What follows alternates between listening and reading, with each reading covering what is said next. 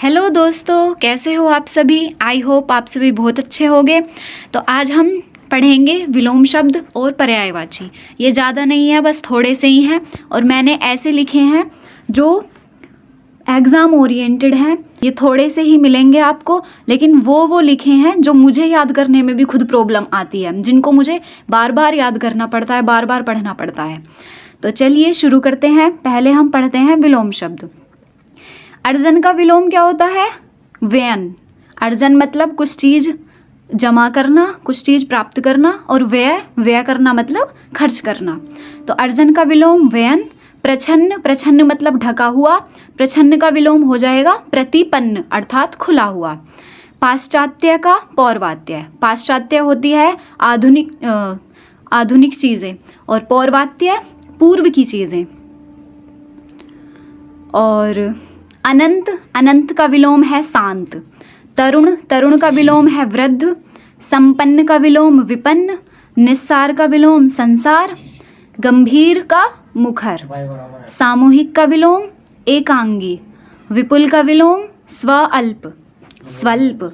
यौवन का विलोम जरा। यौवन तो सभी जानते हैं, यंग। जरा मतलब बुढ़ापा। नैसर्गिक का विलोम कृत्रिम।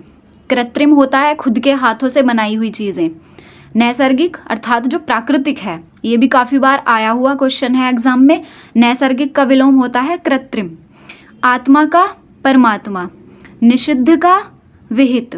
ग्रहीत का त्यक्त। घटक का समुदाय। और देह का विदेह। और डाह का सद्भाव। अथ और ऋजु, इनको बिल्कुल रट लीजिए। अथ का विलोम होता है इति और ऋजु का विलोम होता है वक्र, क्योंकि ये बहुत बार आया हुआ क्वेश्चन है। ऋण का विलोम धन। ऊषा और उष्ण क्या है? ऊषा और उष्ण। तो उषा, उषा मतलब सुबह का समय, इसका विलोम हो जाएगा संध्या। उष्ण, उष्ण मतलब गर्म, इसका उल्टा हो जाएगा शीतल। उपमान और उपमेय, आप इसमें कंफ्यूज मत होना। उपमान का उल्टा होता है व्यतिरेक। कभी आप कर दो कि उपमान का उल्टा तो उपमेय लगा देते हैं, नहीं नहीं, गलत हो जाएगा। तो उपमान का विलोम व्यतिरेक। उपमेय का विलोम होता है अनुपमेय। अमित का विलोम परिमित। अधिकृत और अनधिकृत, ये चीज़ अनधिकृत शब्द को आप ध्यान से देख लो, क्योंकि अशुद्धि, जो शब्द अशुद्धि होती है उसमें आपको अनाधिकृत भी लिख के देता है। तो बहुत लोग सोचते हैं अनाधिकृत सही होगा, लेकिन अनअधिकृत, अनधिकृत ये शब्द बिल्कुल सही है। अधिकृत का विलोम अनधिकृत। अथाह का विलोम छिछला और अकाल का विलोम सुकाल। तो ये रहे थोड़े से विलोम शब्द। अब आ जाते हैं हम अपने पर्यायवाची शब्दों पर। इनको आपको बार बार पढ़ना पड़ेगा, तभी जाकर याद होंगे। ये नहीं एक बार पढ़ लिया और याद हो गए, कई बार आपको रिवाइज करना पड़ेगा। अंगूर को और क्या क्या कहा जाता है? द्राक्षा, दाख और इंगूर, ये सब अंगूर के पर्यायवाची हैं। जिनको विलोम नहीं पता, विलोम का मतलब होता है उल्टा और पर्यायवाची का मतलब होता है जो एक जैसे शब्द, उनको हम दूसरे शब्द में ये भी कह सकते हैं, सिनोनियम्स इंग्लिश में। उत्तर परवर्ती, उत्तरवर्ती, प्रतिक्रिया, पश्चात, कथित। अब आते हैं उपवन पर। उपवन को और क्या क्या कह सकते हैं हम? यहाँ पे सिर्फ गुलशन दिया हुआ है, तो गुलशन का मतलब होता है उपवन अर्थात बाग भी कह सकते हैं, बगीचा भी हो सकता है इसका। उम्र का वय, उम्र का पर्यायवाची क्या है? वय। उषा, उषा को ब्रह्म मुहूर्त, सुबह या भिनसार। ऋषभ, ऋषभ को वृष, बलिवर्द, गोनाथ। ओस, ओस को निहार, तुहिन, शबनम। अब आते हैं कोयल पे। कोयल को वसंत दूत, काकपाली, सारिका। सारिका ध्यान रखना, कोयल का एक पर्यायवाची है सारिका। खुशबू को सौरभ भी कहते हैं। सुरभि, सुरभि वैसे गाय का भी है, खुशबू का भी है। और महक, महक तो सभी को पता ही होगा। घी, घी को नवनीत और हवी, रट लीजिए इसे। अब नवनीत और हवी घी के पर्यायवाची हैं। घास का क्या है? तृष्णा। घास, सॉरी माफ़ कीजिएगा, घास का तृण, दूर्वा और कुश। लवकुश में कुश थे ना, कुश बड़े थे, तो कुश का मतलब घास। घास का एक तिनका, उसको कुश भी कहा जाता है। तो घास के पर्यायवाची तृण, दूर्वा और कुश। घोड़ा, घोड़े के तुरंग, वाजी, सैंधव और हय। वाजी ध्यान रखना, वाजी कई बार आया हुआ है, तो घोड़े का तुरंग, वाजी, सैंधव, हया। या तो आप चारों ही रख लीजिए, क्योंकि आपको चारों ऑप्शन में ये भी देके कह सकता है कि इनमें से घोड़े का कौन सा पर्यायवाची नहीं है, ताकि आप अच्छे से लगा दे कि इनमें पता रहे तुरंग है, सैंधव है, हया भी है, और कोई और सा इनसे अलग दे कि वो नहीं है।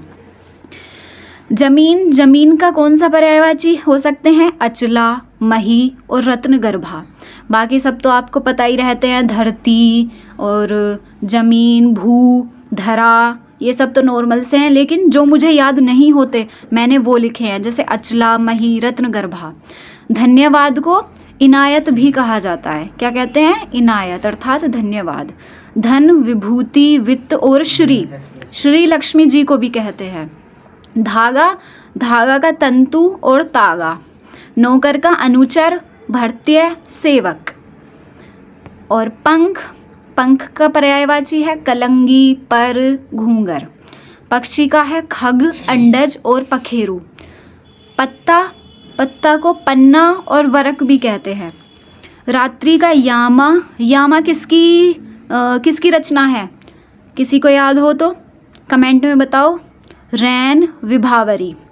चलो मैं ही बता देती हूँ, यामा महादेवी वर्मा की एक रचना है जो बहुत फेमस है। तो रात्रि के पर्यायवाची यामा, रैन और विभावरी।